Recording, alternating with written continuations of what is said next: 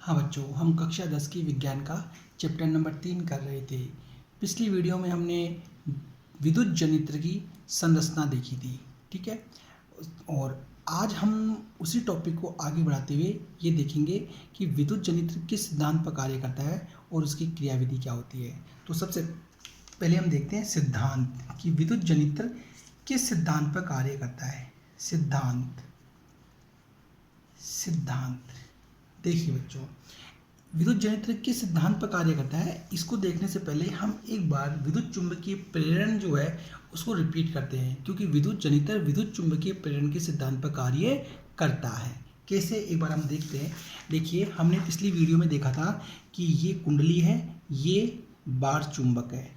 जब बार चुंबक को पास में लाते हैं तो फेरों के अंदर इन बल रेखाओं की संख्या ज़्यादा हो जाती है। जब इसको पीछे लेके जाते हैं तो इन फेरों के अंदर इन बल रेखाओं की संख्या कम हो जाती है। इस प्रकार इन घेरों के अंदर इन चुंबकीय बल रेखाओं की संख्या क्या होती है, बार बार बदलती रहती है, जिसके कारण इस कुंडली में धारा उत्पन्न होती है। ठीक है, सेम यही बात इसकी क्रियाविधि में लागू होती है। तो जनरेटर जो होता है वह जनित्र विद्युत चुंबकीय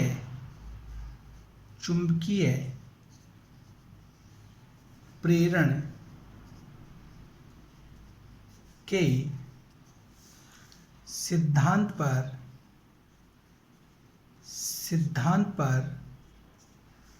कार्य करता है। ठीक है, जिसके अनुसार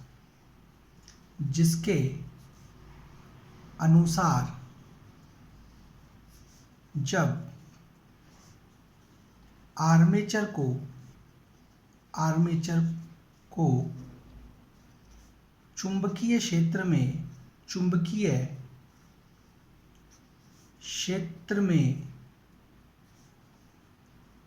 घूर्णन गति करवाते हैं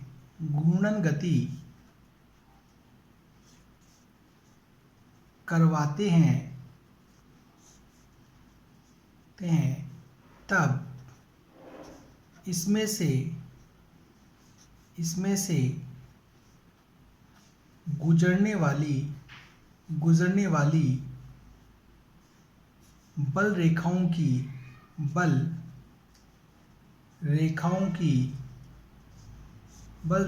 की संख्या में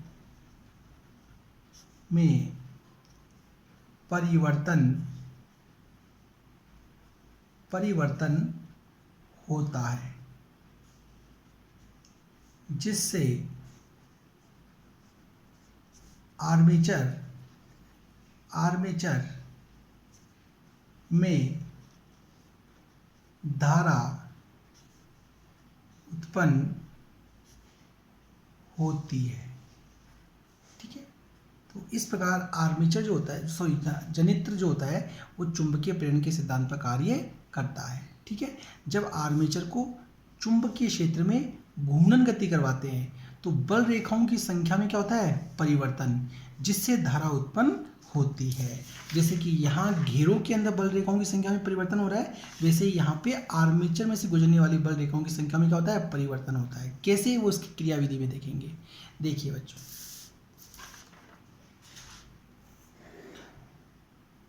हाँ बच्चों, अब हम इसकी क्रियाविधि देखते हैं।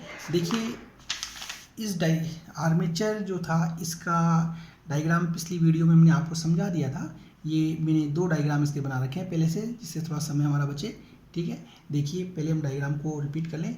ये दोनों चुंबक के 2 प्रबल खंड होते हैं। ये इतना जो पोर्शन होता है ये आर्मेचर हो गया। ठीक है, ये 2 सर्पिवल्य हो गए। ठीक है, सर्पिवल्य से ये ब्रुश जुड़ी हुई है।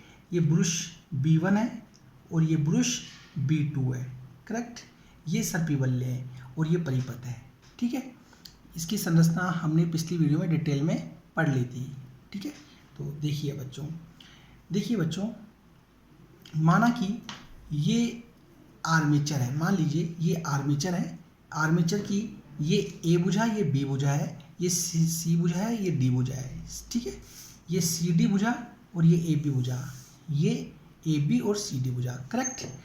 अब देखिए बच्चों, मैंने इस आर्मेचर को यहाँ से ये हैंडल है, ये हैंडल है, इस आर्मेचर को पकड़ के क्लॉकवाइज घुमाया, मैं इसको ऐसे घुमाऊंगा, ठीक है, इस प्रकार आर्मेचर को मैं मूव करवाऊंगा, ठीक है। तो देखिए जब मैं आर्मेचर को यूँ मूव करवाऊंगा, उस वक्त जब आर्मेचर इस स्थिति में होता है तो नॉर्थ से साउथ में जाने वाली बल रेखाएं इसके ऊपर से होके जाएगी, इस प्रकार इसके ऊपर से होके जाएंगी, ठीक है। और जैसे जैसे ये लंबवत स्थिति में आएगा, इस प्रकार जैसे जैसे ये इस तरह लंबवत स्थिति में आएगा, फिर इसके अंदर से जाएंगी बल रेखाएं, फिर ये वापस इस तरह समांतर स्थिति में आएगा तब इसके ऊपर से जाएंगी, फिर ये घूर्णन करता हुआ वापस जब लंबवत स्थिति में आएगा तो इसके बल रेखाएं इसके अंदर से होकर गुजरेंगी, फिर ये समांतर स्थिति में आएगा तब इसके ऊपर से, फिर ये लंबवत स्थिति में आएगा तो इसके अंदर से होकर पास आउट होगी। तो हम देख रहे हैं जैसे जैसे आर्मेचर घूर्णन गति करते समय जब लंबवत और समांतर स्थिति में आता है तो इसमें से गुजरने वाली बल रेखाओं की संख्याओं में क्या हो रहा है, परिवर्तन। लंबवत स्थिति में आता है तब ज़्यादा होती है, समांतर स्थिति में आता है तो बल रेखाओं की संख्या शून्य हो जाती है। इस प्रकार आर्मेचर में से गुजरने वाली इन बल रेखाओं की संख्या में जो परिवर्तन होता है उसके कारण इस आर्मेचर में धारा उत्पन्न होती है, ठीक है। तो अभी हमने बात की थी चुंबकीय प्रेरण के सिद्धांत के अंदर कि जब आर्मेचर में से चुंबकीय क्षेत्र में घूर्णन गति करवाते हैं तो गुजरने वाली बल रेखाओं की संख्या में परिवर्तन होता है जिससे कि धारा उत्पन्न होती है। इस प्रकार इस आर्मेचर में धारा उत्पन्न होती है। देखिए बच्चों, हाँ बच्चों, एक बार मैं वापस रिपीट कर दूं, नहीं समझ में आया हो तो देखिए, मान लीजिए ये आर्मेचर की ये ए बी भुजा, ये सी डी भुजा है, तो ये हमारा आर्मेचर मान लीजिए ए और बी और ये सी और डी भुजा है, करेक्ट। जब आर्मेचर इस स्थिति में होता है तब नॉर्थ से साउथ की ओर निकलने वाली बल रेखाएं इसके ऊपर से होकर गुजरती हैं, ठीक है। और जैसे जैसे हम इसको घुमाना शुरू करते हैं और जैसे जैसे ये इस प्रकार लंबवत स्थिति में आता है तब ये बल रेखाएं इसके अंदर से होकर जाएंगी, फिर जब घूमता हुआ वापस ये समांतर स्थिति में आएगा तब बल रेखाएं इसके ऊपर से होकर जाएंगी, फिर वापस घूम करके इस प्रकार वापस लंबवत स्थिति में आता है तो उसके अंदर से होकर गुजरती हैं। इस प्रकार जब आर्मेचर घूर्णन गति करता है तो बल रेखाएं इसके अंदर से होकर जो गुजरती हैं उनकी संख्या में क्या होता है, परिवर्तन, जिसके कारण इसमें आर्मेचर में क्या उत्पन्न होती है, धारा उत्पन्न होती है। देखिए बच्चों,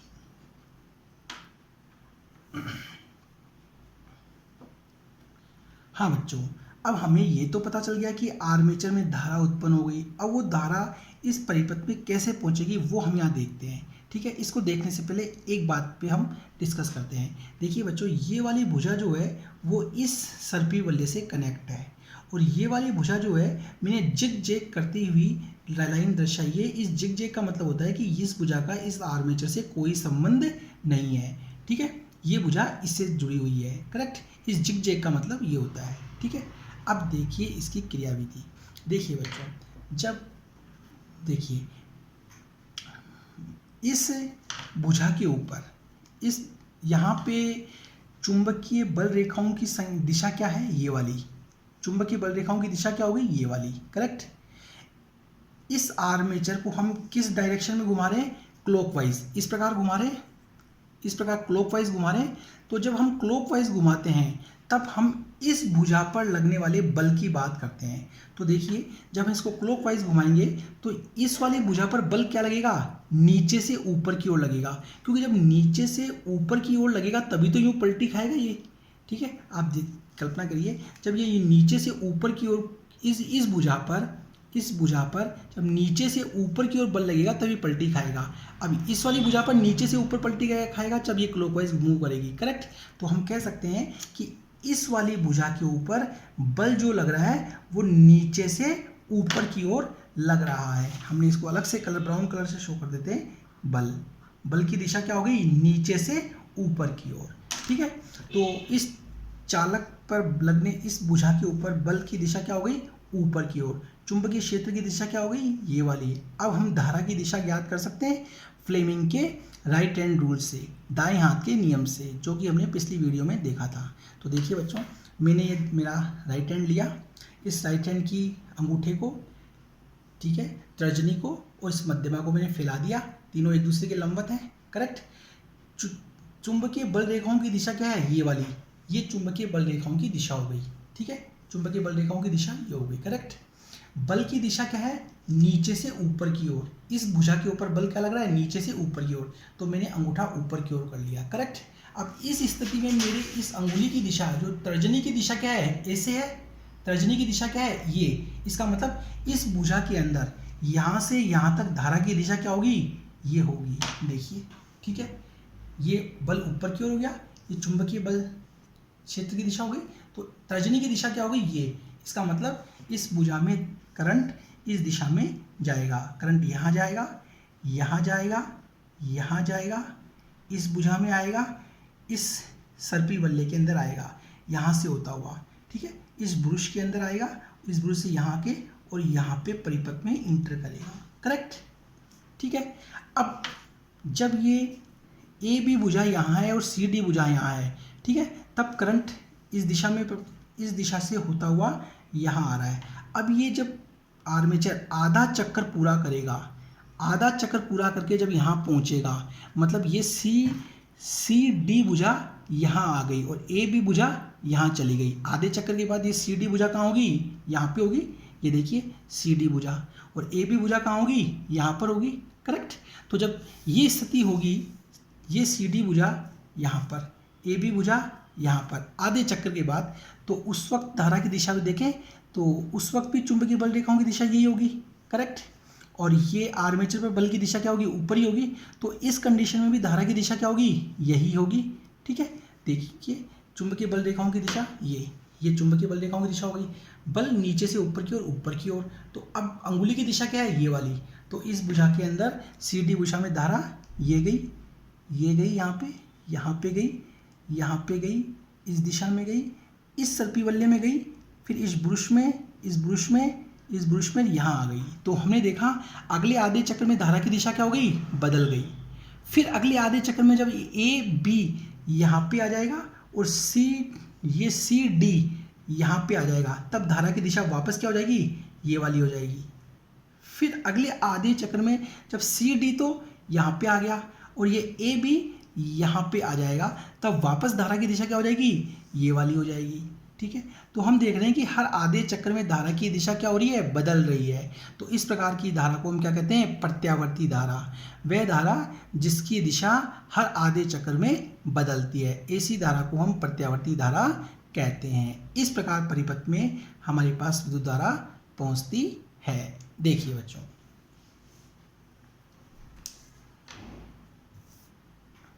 तो इसके बारे में हम थोड़ी सी थ्योरी ये लिख सकते हैं। फर्स्ट पॉइंट, क्रियाविधि के अंदर, क्रियाविधि के अंदर कि जब आर्मेचर को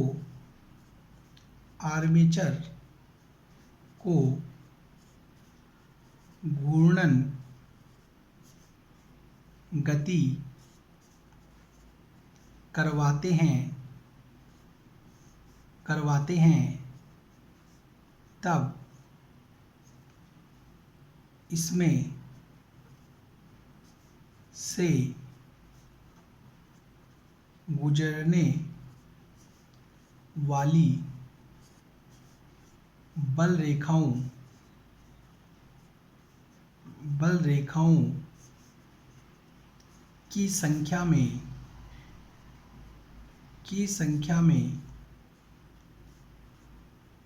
परिवर्तन होता है जिससे धारा उत्पन्न होती है,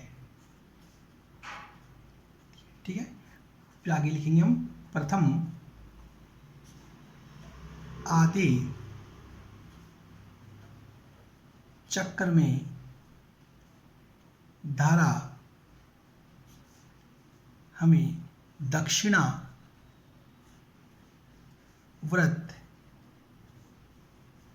प्राप्त होती है और अगले आधे चक्र में धारा परिपथ में वामावर्त एंटी क्लॉकवाइज प्राप्त होती है। ठीक है। इस दौरान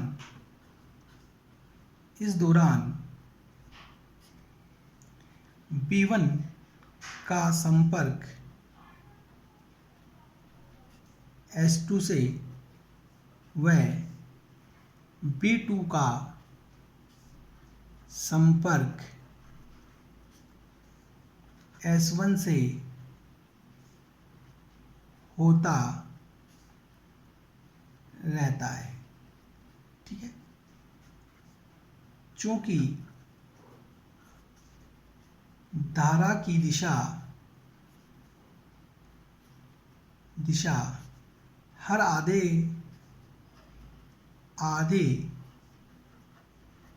चक्र में बदलती रहती है, अतः इसे प्रत्यावर्ती AC धारा कहते हैं। ठीक है। ये है बच्चों इसकी क्रियाविधि। करेक्ट। देखिए बच्चों, हाँ बच्चों, अब हम देखते हैं कि इस कुंडली के अंदर ज़्यादा से ज़्यादा धारा उत्पन्न हो, इस आर्मेचर में ज़्यादा से ज़्यादा धारा उत्पन्न हो, या इस जनित्र के द्वारा ज़्यादा से ज़्यादा धारा उत्पन्न हो, तो हम क्या क्या परिवर्तन कर सकते हैं। ठीक है, देखते हैं। तो देखिए, ज़्यादा धारा प्राप्त करना। ठीक है, तो ज़्यादा धारा कैसे प्राप्त कर सकते हैं, देखिए बच्चों। पहला, ये चुंबक जो है, इनके जो ये नॉर्थ और साउथ जो चुंबक के खंड हैं, ये सबसे ज़्यादा स्ट्रॉन्ग होने चाहिए। ये जितने ज़्यादा स्ट्रॉन्ग होंगे, चुंबकीय बल रेखाएं उतनी ही ज़्यादा क्या होगी, निकलेगी। तो पहला पॉइंट, चुंबकीय खंड प्रबल हो। ठीक है। सेकंड, ये जो कुंडली होती है, इस पर जो तांबे के तार लपेटे जाते हैं, ठीक है, उन तांबे के जो तार लपेटे गए हैं, उनके घेरों की संख्या क्या होनी चाहिए, ज़्यादा होनी चाहिए। ठीक है, तो हम कह सकते हैं कि आर्मेचर में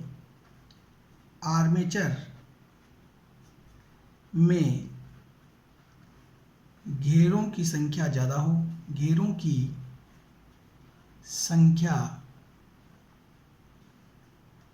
हो, ठीक है। तीसरा, ये जो हम आर्मेचर को घुमाते हैं, हमें इस आर्मेचर को जल्दी जल्दी घुमाना चाहिए, क्योंकि अगर ये आर्मेचर धीरे धीरे घूमेगा तो बल रेखाओं में धीरे धीरे परिवर्तन होगा, और ये जल्दी जल्दी घूमेगा तो जल्दी जल्दी परिवर्तन होगा। अर्थात आर्मेचर की घूर्णन गति ज़्यादा होनी चाहिए। आर्मेचर की घूर्णन गति ज़्यादा हो तो इस प्रकार इन सब में हम परिवर्तन करके धारा के मान को बढ़ा सकते हैं। देखिए बच्चों, ये थी विद्युत जनित्र की क्रियाविधि। ठीक है, देखिए बच्चों। हाँ बच्चों, आज हमने इस वीडियो में विद्युत जनित्र किस सिद्धांत पर कार्य करता है और विद्युत जनित्र की क्या क्रियाविधि होती है, ये देखा। ये दोनों टॉपिक आपको बेहद समझ में आए होंगे। प्लीज़ हमें सब्सक्राइब करिए, जिससे कि हम अगली वीडियो समय पर आपको उपलब्ध करवा सकें। Thank you.